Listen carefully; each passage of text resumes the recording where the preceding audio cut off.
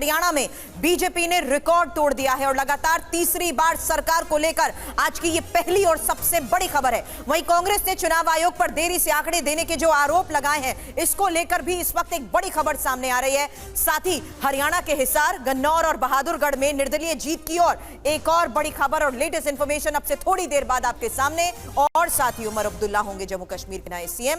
फारूक अब्दुल्ला की तरफ से इसको लेकर क्या बात कही गई है, डिटेल थोड़ी ही देर बाद। लेकिन उससे पहले इस वक्त की सबसे बड़ी खबर जानिए, क्योंकि जीत के बाद प्रधानमंत्री मोदी से नायब सैनी की बात को लेकर इस वक्त खबर आ रही है, जहां प्रधानमंत्री मोदी को जीत की बधाई उन्होंने दी है और प्रधानमंत्री मोदी की नीतियों की वजह से जीत की बात भी कही है। आपको बता दें, हरियाणा में बड़ी जीत के लिए धन्यवाद दिया गया है।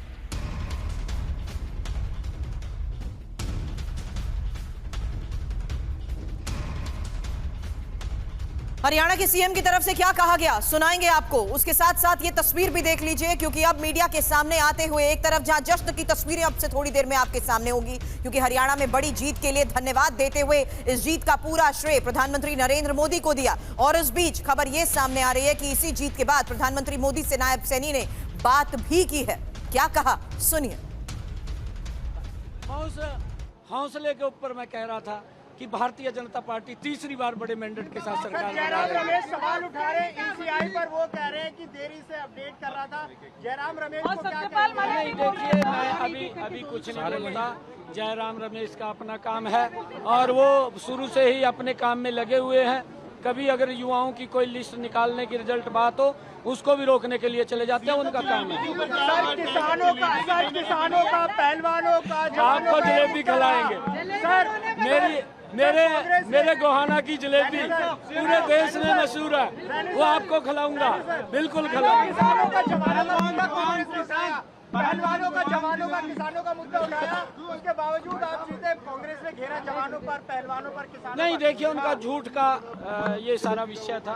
मैं बाद में आपसे बात।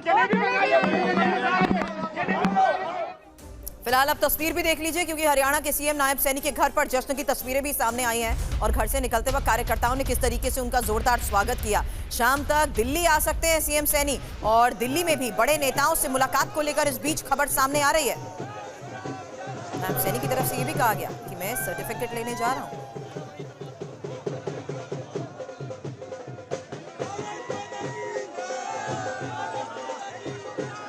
मैं हरियाणा के 2 करोड़ 80 लाख लोगों का दिल से धन्यवाद करता हूं और अपने लोकप्रिय प्रधानमंत्री, विश्व के नेता आदरणीय नरेंद्र मोदी जी, ये पूरा का पूरा श्रेय मैं आदरणीय मोदी जी को देता हूं। आदरणीय मोदी जी के नेतृत्व के अंदर गति से आगे बढ़ेंगे और अभी मैं आपसे बाद में बात करूंगा, क्योंकि अभी मैं सर्टिफिकेट लेने जा रहा हूं। और हरियाणा में जीत के बाद बीजेपी में बैठकों का दौर तेज हो चुका है। मनोहर लाल खट्टर के घर पर बीजेपी की हुई बैठक खत्म हो चुकी है। बंपर जीत के बाद करीब 3 घंटे तक चली बैठक को लेकर खबर है, जहां धर्मेंद्र प्रधान और बिप्लब देव भी इसमें मौजूद रहे और लगातार तीसरी बार सरकार गठन पर इस बैठक में की गई चर्चा के बारे में भी खबर मिल रही है। 3 घंटे तक हुई बैठक और मनोहर लाल खट्टर के घर पर बीजेपी की इस बैठक को लेकर खबर।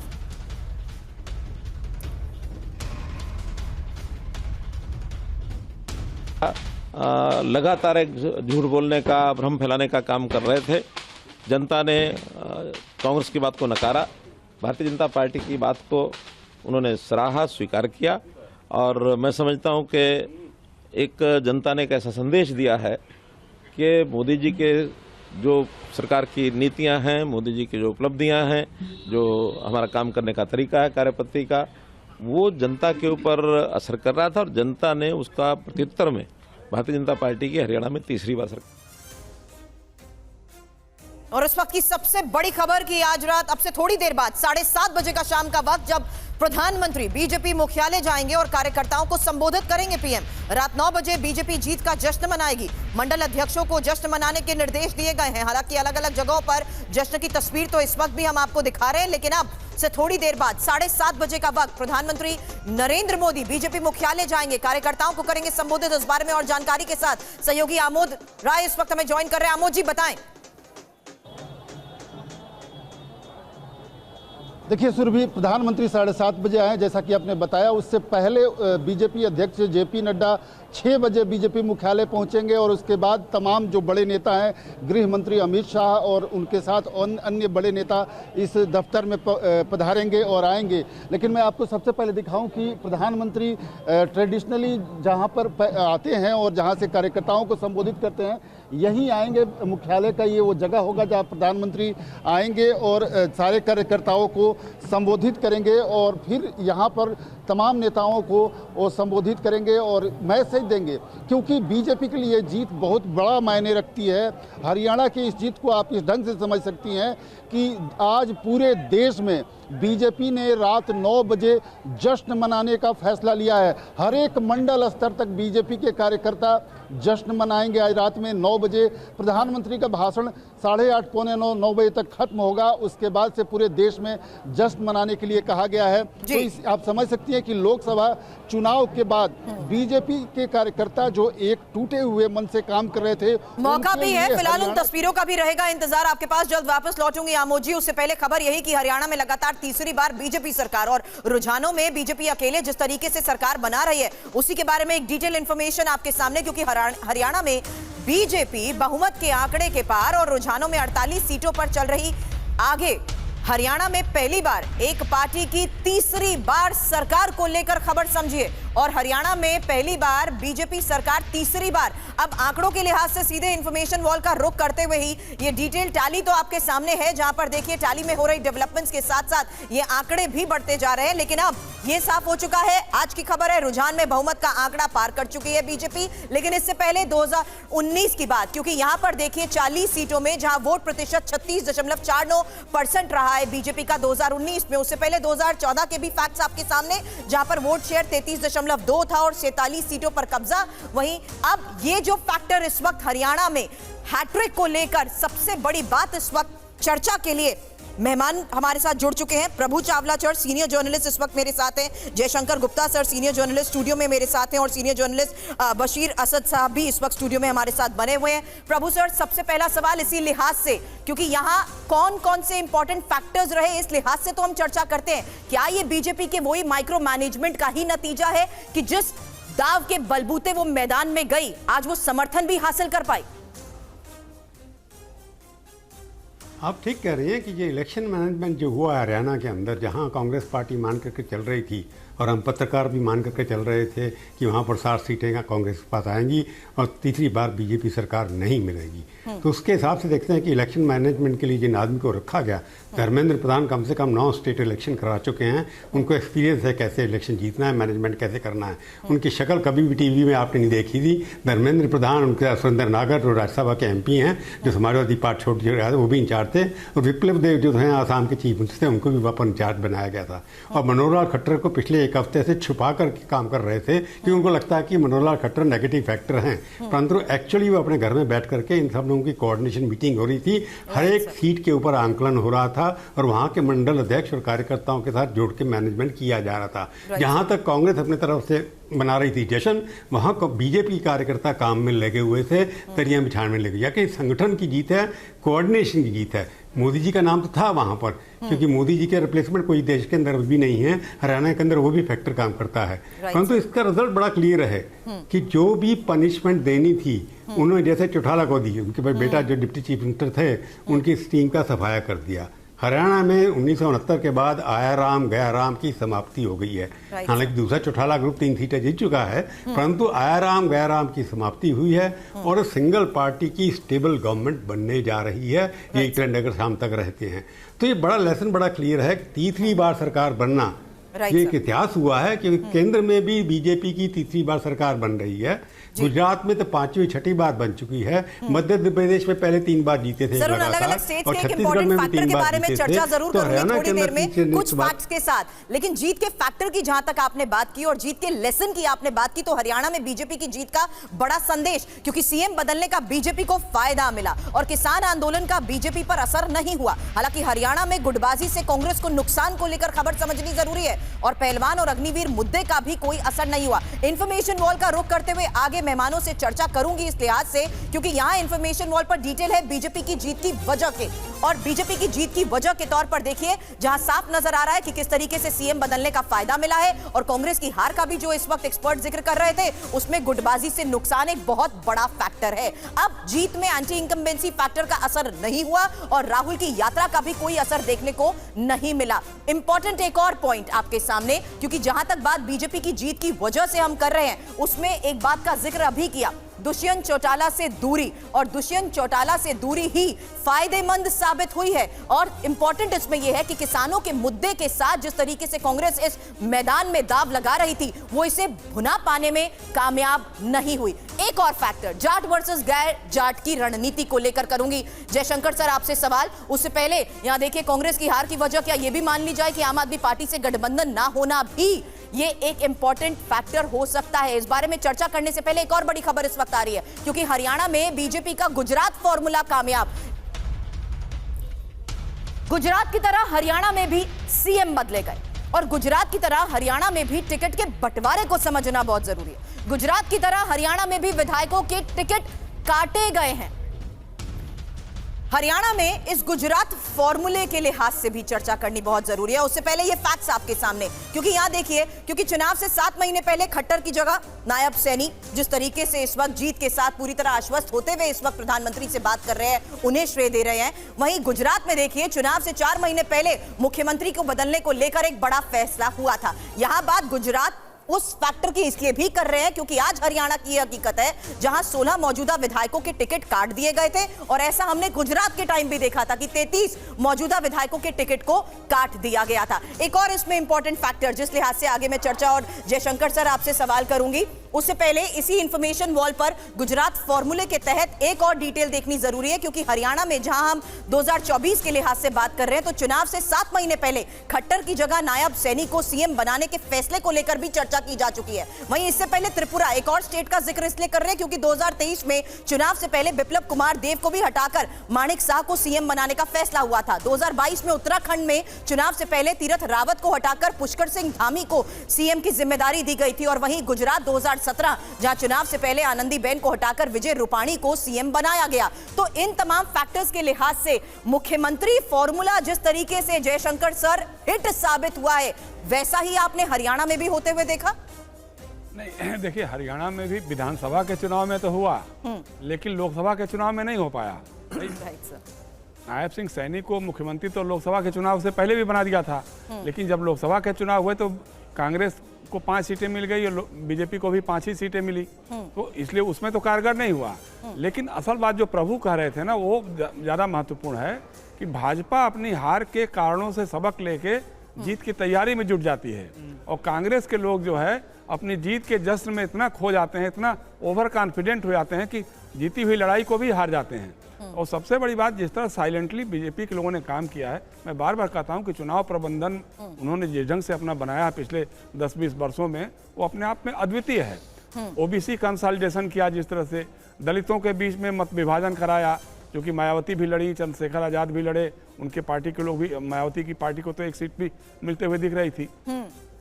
उसी तरह से आप देखिए, जो जाट डोमिनेंस बार बार जो फोकस किया ना, तो उसके खिलाफ आप देखिए कि दुष्यंत चौटाला और बीजेपी दोनों मिलकर सरकार चला रहे थे, तो एंटी इनकम्बेंसी जो है दुष्यंत चौटाला उनकी पार्टी के खिलाफ तो हो गई, क्योंकि उसके 10 के 10 उम्मीदवार हार गए, लेकिन बीजेपी के खिलाफ वही एंटी इनकम्बेंसी नहीं हुई। ये सब कारण है जिनकी समीक्षा करनी पड़ेगी, थोड़ा विश्लेषण करना पड़ेगा, समझना पड़ेगा कि आखिर वो कौन से कारण हैं।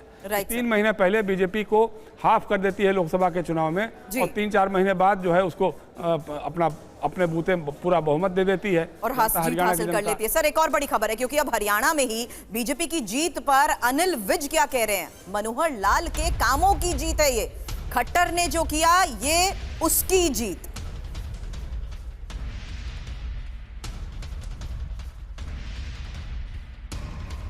ये भारतीय जनता पार्टी की नीतियों की जीत है। मनोहर लाल जी जिस गति से देश को आगे लेके जाना चाहते हैं और जो कुछ उन्होंने किया है, ये उसकी जीत है। हम जीत गए, हमें सबने समर्थन किया। मैं अगर पार्टी बनाएगी तो इनकार नहीं करूँगा, अगर हाईकमांड बनाएगी तो इनकार नहीं करूँगा।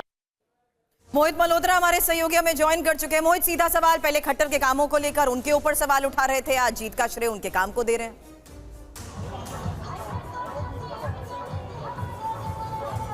देखिए, अनिल विज काफ़ी उत्साहित हैं। तीसरी बार बीजेपी की सरकार रिपीट हो रही है और वो एक बार फिर से अंबाला कैंट से जीत गए हैं।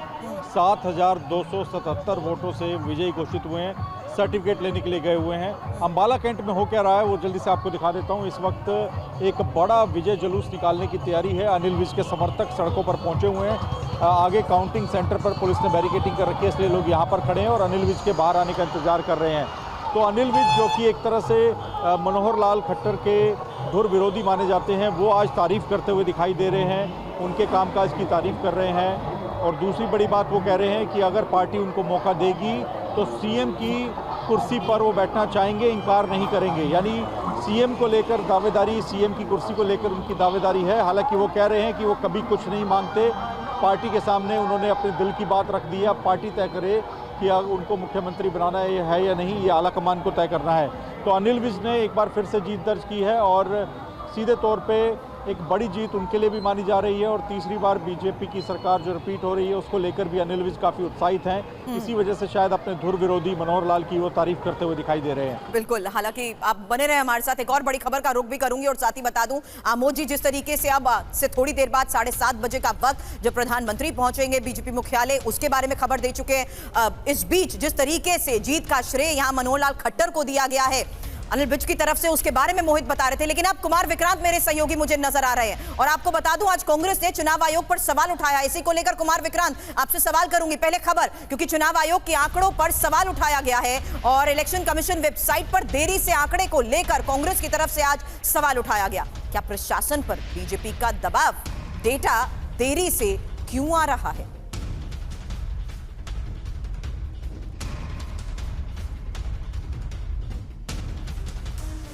और कांग्रेस के आरोप पर इलेक्शन कमीशन सोर्सेज से भी खबर ये कि काउंटिंग नियम के अनुसार और उम्मीदवार और एजेंट सेंटर पर होते हैं। अलग अलग राउंड में अलग अलग स्पीड रहती है और राउंड खत्म होने पर डेटा को अपलोड किया जाता है।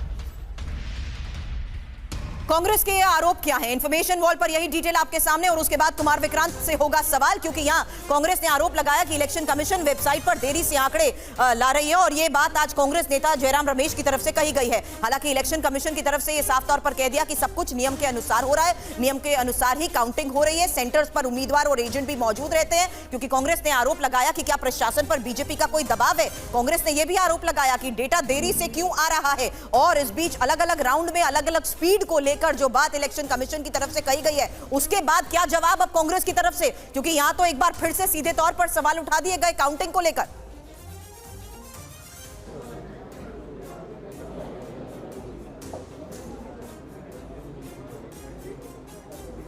विक्रांत, सवाल आपसे, क्योंकि अब काउंटिंग सेंटर पर नियमों के अनुसार सब कुछ हो रहा है, इलेक्शन कमीशन ने यह बात दोहरा दी। जी देखिए, 5 बजे कांग्रेस की प्रेस कॉन्फ्रेंस है। जयराम रमेश और पवन खेड़ा प्रेस कॉन्फ्रेंस करेंगे, वो जवाब देंगे। लेकिन अब कांग्रेस भी मान चुकी है कि वो चुनाव हार गई है हरियाणा में। जम्मू कश्मीर में भले ही वो सरकार बन गई हो, लेकिन वहाँ एनसी का ज़्यादा बड़ा रोल है। हरियाणा में हार की वजहों को लेकर बड़ी बड़ी चर्चाएँ कांग्रेस के भीतर शुरू हो गई हैं। उसमें मैं 3-4 चर्चाएँ जो हैं वो ज़रूर आपको बताना चाहूँगा। पहले सबसे बड़ी बात यह है कि अब कांग्रेस पार्टी के भीतर ये कहा जा रहा है कि जिन राज्यों में फ्रेंचाइजी सिस्टम किया गया, यानी किसी एक नेता को सारी जिम्मेदारी दी गई, वहां हम लगातार हार रहे हैं। उदाहरण दिया गया राजस्थान में अशोक गहलोत का, छत्तीसगढ़ में भूपेश बघेल का, और अब मध्य प्रदेश में कमलनाथ का, और अब हरियाणा में भूपिंदर सिंह हुड्डा का। और साथ में यह भी कहा गया कि हिमाचल में जैसे आप कह सकते हैं विक्रमादित्य या सुक्खू को किसी को एक तरफा सहयोग नहीं मिला, वैसे ही साथ लेकर के चला गया कर्नाटका में दोनों नेताओं को, डीके शिव कुमार को और सिद्धारमैया को, तो वहाँ जीत मिली। और इन 4 राज्यों में जहाँ फ्रेंचाइजी सिस्टम किया गया, किसी एक नेता को आगे बढ़ाया गया, वहाँ हार हुई। दूसरी सबसे बड़ी बात कि जब से चुनाव शुरू हुए उसके पहले से ही लगातार भूपेंद्र हुड्डा वर्सेस एसआरके, यानी शैलजा, रणदीप और किरण चौधरी, बाद में किरण चौधरी पार्टी छोड़ गई, तो हुड्डा वर्सेस एसआर की लड़ाई लगातार चलती रही। उस पर किसी ने ध्यान नहीं दिया, आलाकमान उसको सुलझा नहीं पाया। और चुनाव के बीच में 14 दिन शैलजा जैसी नेता लगातार लगातार चुनाव प्रचार से दूर रहीं। 14 दिन तक कोई उनको मना नहीं पाया। पार्टी ने जब 26 तारीख को जाकर, यानी 14 दिन बाद राहुल गांधी वहां पर गए, तब उनके साथ वो प्रचार में उतरी। तो ये सारे आपसी सिरफुटौल, ये और हुड्डा का मैनेजमेंट पर सवाल खड़े किए जा रहे हैं। तो ये सारी चीज़ें हैं जो कांग्रेस के भीतर तेज़ी से इस पर चर्चा हो रही है कि आखिर कांग्रेस पार्टी हरियाणा में कैसे हार गई। बिल्कुल, आप हमारे साथ बने रहे क्योंकि इन तमाम फैक्टर्स पर प्रभु सर आपसे भी सवाल करूंगी। उससे पहले एक और बड़ी खबर सामने आ रही है, जहां कुमारी शैलजा ने TV9 से बातचीत में क्या कहा ये तो हम आपको दिखाएंगे, लेकिन इन्फॉर्मेशन पर आज इन्फॉर्मेशन वॉल पर लगातार आपके सामने आंकड़ों के लिहाज से हम डिटेल इसलिए रख रहे हैं क्योंकि इन तमाम फैक्टर्स पर भी इस चुनावी रणनीति में गौर किया गया है। लेकिन इसी चुनावी रणनीति में विधानसभा चुनाव लड़ना चाहती थी, ये कुमारी शैलजा की तरफ से कहा गया है और नतीजे उम्मीद के मुताबिक नहीं है। बीजेपी संदेश देने में सफल रही और ऐसे नतीजों की कई वजह भी हो सकती है। कुमारी शैलजा की तरफ से क्या कहा गया, सुनिए। आप लोग मैम बहुत इमोशनल इश्यूज़ के साथ कैंपेन में थी, पहलवान, किसान, जवान, ये सारे इश्यूज़ थे। आपको लगता है कि जनता तक आपकी बातें नहीं पहुंच पाई, कैंपेन में कुछ कमी रह गई थी, मैसेजिंग नहीं हो पाया और हरियाणा में लीडरशिप में कई तरह के टकराव की खबरें भी आती रही, क्या उसका असर भी वोटिंग पे पड़ा? बहुत सी बातें हो सकती हैं, टकराव की तो नहीं। देखो ये तो ग्रुप्स कहें कुछ कहें, ये तो सभी पार्टियों का हिस्सा है, लेकिन वो लोग उस लोगों के सामने क्या पिक्चर जाती है और लोग उसको कैसे समझते हैं, वो बातें तो पार्टियों को देखनी पड़ती हैं, देखनी चाहिए।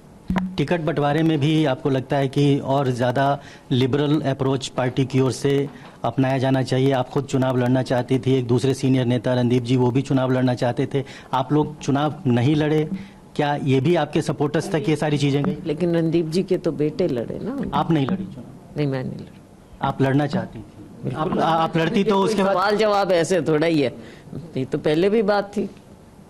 अगर आप चुनाव लड़ती तो कुछ स्थितियां बदल सकती थी। अब देखो ये चीजें तो देखने वाली, बाद में इनका विश्लेषण करने वाली बात है। एक सवाल मैम बहुत इंटरेस्टिंग ये है कि बीजेपी जब पहली बार 2014 में हरियाणा में विधानसभा का चुनाव जीती थी, इस बार उससे भी ज़्यादा सीटें उनको मिली है। तो ये मतलब इस तरह का प्रो इनकम्बेंसी कैसे हो सकता है जब कांग्रेस पार्टी तमाम इश्यूज़ के साथ, तमाम मुद्दों के साथ जनता के बीच में है और अपनी बात नहीं रखती? इसको मैं देख रही हूँ कि क्षेत्रों में भी, अलग अलग क्षेत्रों में पैटर्न बहुत अलग हैं, तो कई मिक्स्ड बातें हैं इसमें, इनको देखना होगा, बहुत मिक्स्ड बातें हैं। ये कहा जा रहा है कि हरियाणा में इस बार हर बार की तरह इस बार भी जाट और गैर जाट का ये पूरा पोलराइजेशन था, काउंटर पोलराइजेशन भी हुआ, उसकी वजह से भी चीज़ें हुई, जो नेतृत्व है वो जाट लीडर्स के पास है, इस तरह का मैसेज हरियाणा के लोगों में था, इसलिए जो दूसरी कम्युनिटी के लोग हैं वो बहुत प्रोफाउंडली सामने नहीं है। पार्टी इन चीज़ों को देखेगी और फिर उस पर पार्टी के अंदर विचार विमर्श होगा इन चीज़ों का। चलिए मेरी सहयोगी निधि वसंदानी के पास हम चलते हैं, कुछ फैक्ट्स के साथ वो इन्फॉर्मेशन अब रखेंगे सामने। हरियाणा और जम्मू कश्मीर का जनादेश आ चुका है और जिस तरह के आंकड़े हैं वो वाकई चौंकाने वाले हैं। अभी फिलहाल फाइनल रिजल्ट्स का इंतजार करना होगा, लेकिन आइए एक क्विक ब्रीफ मैं आपको देती हूं कौन सी सीट पर कौन आगे है और कौन पीछे है। आपको बता दें, कालका से बीजेपी, रादौर से बीजेपी, नीलोखेड़ी से बीजेपी, गन्नौर से कांग्रेस, ऊंचाला कला से बीजेपी, एलानाबाद से कांग्रेस, बाड्रा से बीजेपी, बहादुरगढ़ से कांग्रेस, कोसली से बीजेपी, हथीन से कांग्रेस। ये तमाम वो सीटें हरियाणा की 90 सीटें जिसमें करनाल से बीजेपी, जो प्रमुख सीटें आपको बता दें, सोनीपत से बीजेपी आगे चल रही है, उकलाना से कांग्रेस आगे चल रही है, झज्जर से कांग्रेस आगे चल रही है और आपको बता दें कि गुला से कांग्रेस आगे चल रही है, जुलाना से जैसा कि जीत चुकी है। और देखिए अब जाति फैक्टर बहुत अहम है, हरियाणा में जाति फैक्टर ने काम किया है और जो ये पक्ष है, ये जो हवा है वो किसके पक्ष में गई है, इस पर बातचीत करने के लिए हमारे साथ हमारे खास सहयोगी जुड़ चुके हैं पार्था, जो एनालाइज करेंगे जाति फैक्टर कितना इंपॉर्टेंट है और इस जाति फैक्टर के कारण कहां कहां फायदा ज्यादा हुआ है, कांग्रेस को या बीजेपी को? देखिए मैं पहले देखिए ये रिजल्ट देखिए, रिजल्ट एक पैटर्न दिखाई दे रहा है, मतलब ये देखिए कांग्रेस जीत रहा है, अब इधर देखिए पूरा बीजेपी जीत रहा है। ये क्यों हो रहा है? क्योंकि यहाँ पर कुछ पर्टिकुलर जाति रह रहा है जो इसको वोट कर रहा है और यहाँ पर कुछ अलग जाति रह रहा है वो उसको वोट कर रहा है। कैसे? हाँ तो आप देखेंगे ये देखिए ये पैच, अब ऐसा नहीं हो रहा है एक सीट कांग्रेस जीत रहा है फिर बीजेपी, इस तरीके से मतलब आप देखेंगे जहां पर है पूरा फ्लैट है, बीजेपी यहां पर जीत रहा है, 1-2 सीट निकल के पूरा जीत रहा है, ये पूरा बेल्ट जीत रहा है, ठीक है। तो समझना ये इधर कौन रहता है, ठीक है, तो उस हिसाब से हम लोग मालूम कर सकते हैं। तो इसमें खास फैक्टर जाटती रहा, डेफिनेटली आपका डेमोग्राफी, मतलब आप समझ लीजिए, आप एक पैटर्न दिख रहा है, मतलब कोई पर्टिकुलर डेमोग्राफी वोट कर रहा है। तो ये पैटर्न रिपीट हुआ है 2019 के बाद। ये देखिए 2019 में भी देखिए एक पैटर्न था, आप समझ। लेकिन हम देख रहे हैं इसमें कई पैचेस हैं। बीजेपी अभी जिस अभी ये पूर्ण बहुमत के साथ आई है, ये fight, close fight Congress BJP की ज्यादा थी, अब बाकी पार्टियां धूमिल हो रही है। यस धूमिल होंगे। आप देखेंगे, देखिए हरियाणा में 24% का करीब जो मेजर पॉपुलेशन है, दो, एक है जाट, सेकंड है एससी है ऑलमोस्ट 21%, तो दोनों मिलाकर आप समझ लीजिए क्लोज टू 45% हो जाता है। अभी देख लेते हैं जाट कैसे वोटिंग किया। अभी जाट ने वोट कैसे डाले, जाट ने वोट, अभी देखिए जाट पॉपुलेशन मोर देन 20%, ऐसा कितना सीट है? 37 सीट है, जो जहां पर जाट पॉपुलेशन ग्रेटर देन, मतलब जहां पर जाट 20% से ज्यादा है। अब सीट टैली देख लीजिए, बहुत इंटरेस्टिंग है। जहां पर सब लोग सोच रहा है जो जाट कांग्रेस को वोट कर रहा है, ये सीट में देखिए आपका बीजेपी आगे है। तो बीजेपी 18 सीट में आगे है, कांग्रेस 17, INLD इंडिपेंडेंट 2, ठीक है। इधर वोट शेयर में अगर देख लेंगे, देखिए इधर देखिए वोट शेयर में कांग्रेस आगे है। कितना बड़ा डिफरेंस है। हाँ। अगर आप डिफरेंस देखेंगे तो ये 28% 2019 में, तो यहाँ 41% से ज्यादा, मतलब वोट शेयर में बड़ी है कांग्रेस। बहुत बड़ी है। कि वो बड़ी है कहाँ से? जेजेपी से। तो दुष्यंत चौटाला का पार्टी था, उसका 21% वोट था, ये 37 सीटों में घट के देखिए 0.9, मतलब जाट पूरा दुष्यंत चौटाला का छोड़ दिया है। बहुत बड़ा संकेत है। और ये बहुत बड़ी डिटेल आप बता रहे हैं पार्था, कि जो जाट का साथ है वो बीजेपी के साथ गया है। बेशक आधार बड़ा हो, वोट शेयर बड़ा हो कांग्रेस का, लेकिन फिर भी जाट का समर्थन बीजेपी को गया है। Over to you Surabhi. शुक्रिया प्रभु सर। क्या ये एक्सपेक्टेड था? क्योंकि जाट का ये समर्थन बीजेपी के लिए कितना फायदेमंद साबित हुआ, इसको लेकर करूं सवाल। उससे पहले हरियाणा चुनाव में कई बड़े नेताओं की मायूसी को लेकर भी खबर जाननी जरूरी है, क्योंकि यहां चौटाला परिवार के सदस्यों को बड़ी हार मिली है। उचाना कला में दुष्यंत चौटाला 6ठे नंबर पर रहे, अभय चौटाला, रणजीत चौटाला भी लगातार पीछे हैं, और नारनौंद में बीजेपी के कैप्टन अभिमन्यु भी पीछे हैं। हालांकि हरियाणा के सीएम की तरफ से फिलहाल जिस तरीके से जीत के बाद जश्न की तस्वीरें सामने आ रही है, मीडिया से वो मुखातिब हो रहे हैं, उनकी तरफ से क्या कहा गया इसके बारे में एक और खबर आ रही है। लेकिन उससे पहले हरियाणा में 3 सीटों पर निर्दलीयों के कब्जे को लेकर भी यहां पर खबर जान लीजिए, क्योंकि हिसार सीट की यहां पर मैं चर्चा करना चाहूंगी। और यहां पर फिलहाल इस वक्त ये जो मैदान में दिग्गज है हरियाणा के, उन्हीं की तस्वीर के साथ साथ डिटेल जो इस वक्त सामने आ रही है, उसमें उचाना कला से जीजीपी दुष्यंत चौटाला पीछे हैं। और जिस तरीके से फिलहाल INLD को लेकर खबर सामने आ रही है, अभय सिंह चौटाला, क्योंकि यहां चौटाला परिवार की मैं बात लगातार अभी तक करती आ रही थी, फिलहाल कुछ फैक्ट्स और ये डिटेल्स आपके सामने है, क्योंकि रानिया से भी रणजीत सिंह चौटाला हार चुके हैं। और मैदान में जिस तरीके से हरियाणा में चुनावी मैदान में ये दिग्गज जिनका दबदबा रहा है, वो इस बार जीत नहीं हासिल कर पाए हैं, इसको लेकर करूं सवाल। उससे पहले जानिए गोपाल कांडा जो कि सिरसा से हार चुके हैं, और इन फैक्टर्स को देखते हुए प्रभु सर ये समझा दीजिए कि इन तमाम फैक्टर्स में कांग्रेस आज फ्रेंचाइज सिस्टम को एनालाइज करने की भी जो बात कर रही है, अंदरूनी गुटबाजी को वो पहले भी समीक्षा के बाद कभी भी नहीं संभाल पाई, आज वही एक बार फिर से हावी हुई इस स्टेट में भी। दूसरा जाट फैक्टर को लेकर, कि जाट फैक्टर को उन्होंने अगर भुनाने की कोशिश भी की तो भी वो कैसे बीजेपी के लिए विन विन सिचुएशन साबित हुआ। आप ठीक कह रहे हैं, पर सवाल ये है कि सब लोग पहले हुड्डा को क्रेडिट दे रहे थे, अब उसको ब्लेम कर रहे हैं। जो जीते उसे अंदर की बात होती है। अब भी आप भी देखें, पिछली बार जब हुड्डा को कोई इंचार्ज नहीं दिया था, तब भी 31 सीटें जीत करके आई थी कांग्रेस, और इस बार भी लगभग 35-36 के करीब जीत रही है। सवाल ये उठता है कि हुड्डा सबसे बड़ा नेता कांग्रेस के नेता हैं, चाहे उनको आप जाट नेता मान लीजिए, मेरी बात पूरी करने देना। उसके अलावा जो बाकी नेता हैं जो अपने आप को क्लेम करते हैं नेता, वो पार्टी के लिए काम करते हैं या अपने लिए काम करते हैं? हुड्डा कांग्रेस के लिए काम कर रहा है, अपने लिए भी काम कर रहा है, ठीक है, ये बात समझ में आती है। अब शैलजा जी बार बार जो है MP भी रह चुके हैं, केंद्रीय मंत्री भी रह चुके हैं, कांग्रेस वर्किंग कमेटी की मेंबर भी हैं, रणजीत जो है उनके बेटे को टिकट मिला, वो जीत गया है। तो बाकी जितने कांग्रेस के लोग हैं, जो बाकियों ने काम क्यों नहीं किया, इसके ऊपर चर्चा क्यों नहीं होती? और सवाल ये उठता है कि दुष्यंत जैसे जाट फैक्टर है, अगर जो जाट बटा हुआ सारा जाट तो एक तरफ जा नहीं सकता, पहले भी जाट बीजेपी को उठता था, और बीजेपी के बड़े जाट नेता जैसे आप कैप्टन अभिमन्यु का भी नाम बता रही थी, दिखा रही थी, वो भी हार रहे हैं। और वहाँ के जो OP धनखड़ उनके बीजेपी के अध्यक्ष थे, उसका भी मैंने पहले देखा पीछे चल रहे थे। तो बीजेपी के अपने जाट नेता हार रहे हैं, तो ये भी देखने की बात है। तो बीजेपी का जो समीकरण बना है जब से मनोहर खट्टर आए हैं, जैसे मोदी जी का फार्मूला यूपी में भी चला था कि सब कास्ट को जो है यादव को छोड़ करके बाकी को इकट्ठा करना चाहिए, तो ये जीटी रोड बेल्ट है और मथुरा रोड की बेल्ट है। जिस तरह बल्लभगढ़ है, फरीदाबाद है, बाकी लिगात है, सोनीपत है, पानीपत है, कुरुक्षेत्र है, इसके अंदर पंजाबी रिफ्यूजी आते हैं और बाकी बनिया विकास रहती है। जो कंसोलिडेशन उनके साथ हुआ है, दूसरा अहीर रोड जो है वो भी उनके साथ जुड़ के गया है। पर सवाल ये होता है कि आपके पास, कांग्रेस के पास नेता कौन सा है?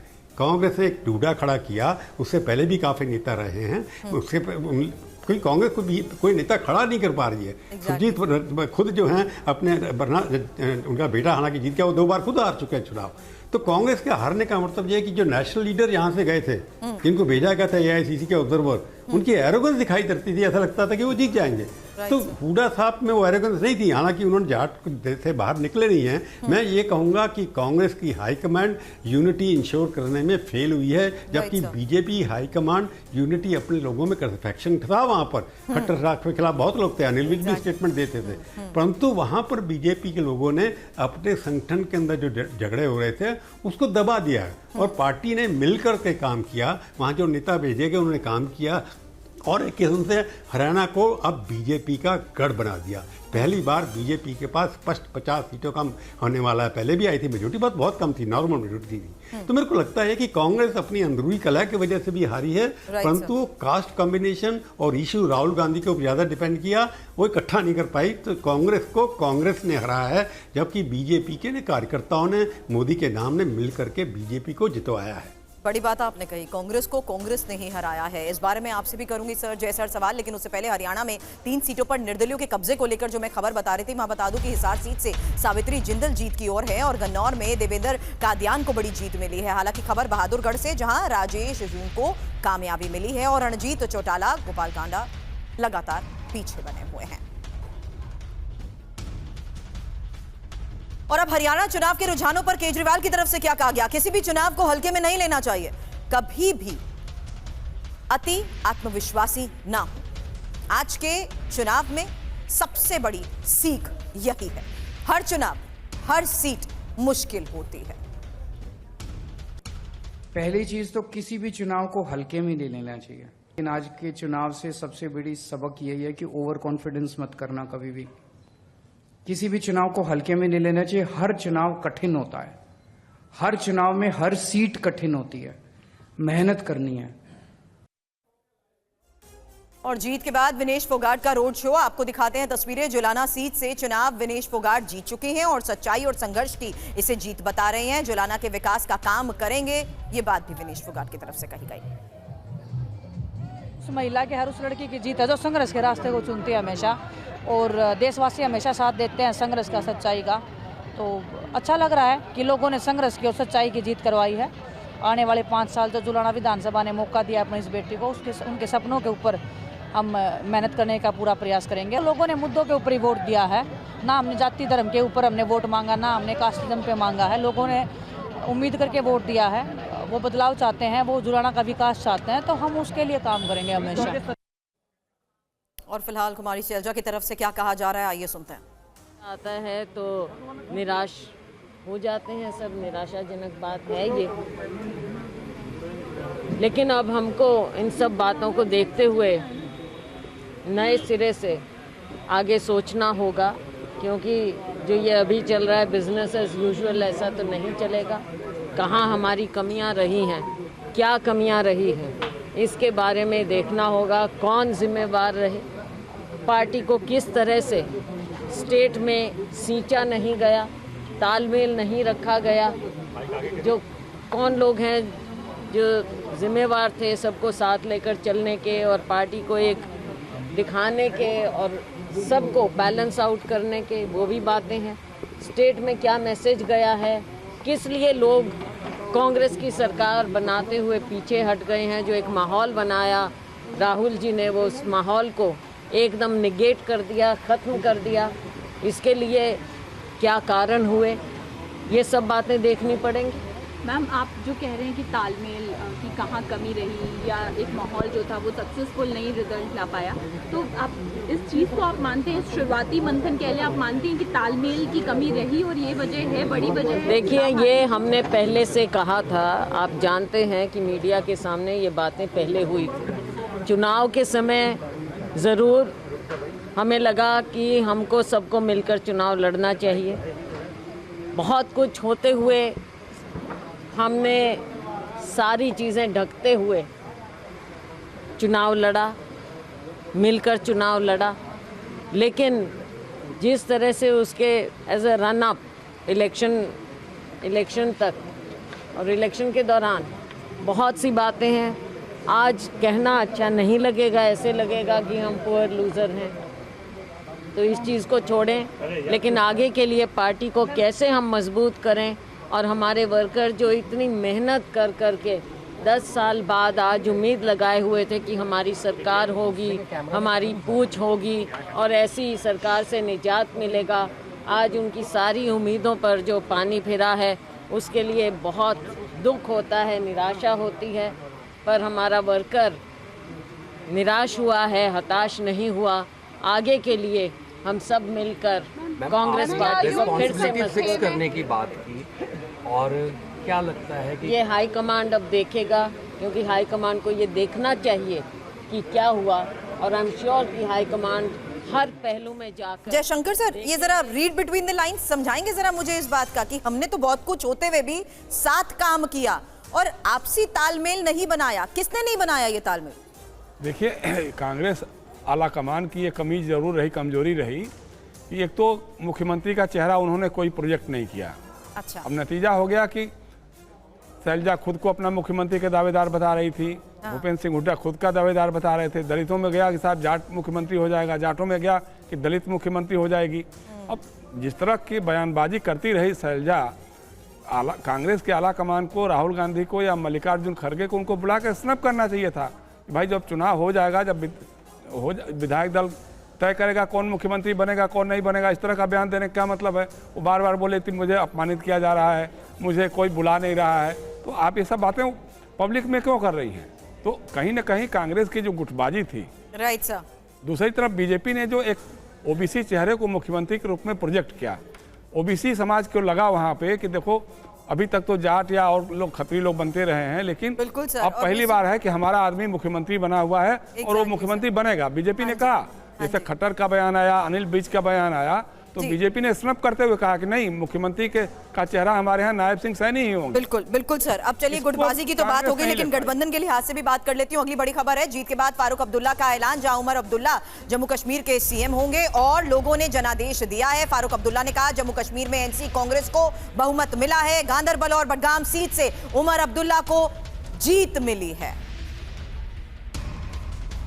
बशीर साहब, thank you for your patience. आज की इस जीत का जम्मू कश्मीर के लोगों के लिए संदेश तो वो साफ तौर पर पहले ही कह चुके थे, जनता का जनादेश जुगाड़ नहीं होगा।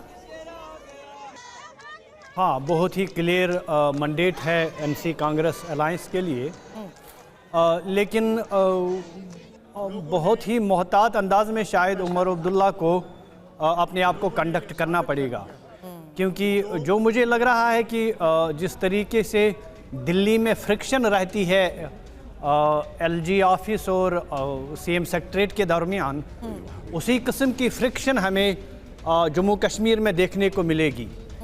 तो उसमें ये देखने की आवश्यकता है कि क्या उमर अब्दुल्ला वाकई इतने मैच्योर हो गए हैं कि वो इस फ्रिक्शन को अहसन तरीके से डील कर सकते हैं और जो मैंडेट मिला है वो मैंडेट को कंटिन्यू कर सस्टेन कर पाएंगे। स्टेटहुड का मामला भी है, क्योंकि इसके साथ साथ बहुत सारी चीज़ें हैं, बहुत सारी कमिटमेंट्स जो सो कॉल्ड कमिटमेंट्स हैं स्टेटहुड रेस्टोर करने की, जो लैंड प्रॉपर्टी वगैरह उसको बचाने की, 370 के 371 के तरीके से कुछ ऐसी गारंटीज जम्मू कश्मीर के लिए, ये बहुत जरूरी, बहुत ही चैलेंजिंग इश्यूज हैं। कोलिशन सरकार के सामने जो बनने वाली है, बहुत ही चैलेंजिंग इश्यूज। लेकिन जो मैं देख रहा हूँ वो ये है कि शायद राजभवन के इंटेंशंस कुछ अच्छे नहीं हैं और वो शायद फ्रिक्शन कल से ही शुरू कर लेंगे।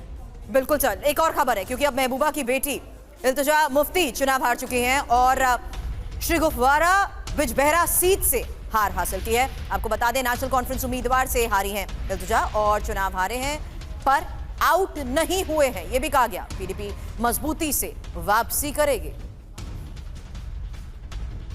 इरफान कुरैशी इस वक्त हमें ज्वाइन कर चुके हैं। इरफान, तस्वीरें संभव हो तो दिखाएं कि इस वक्त क्या स्थिति, क्योंकि यहां स्टूडियो में तो इस लिहाज से इस वक्त चर्चा हो रही है कि स्टेबिलिटी बैलेंस मुद्दों के लिहाज से बनाना एक बड़ा चैलेंज।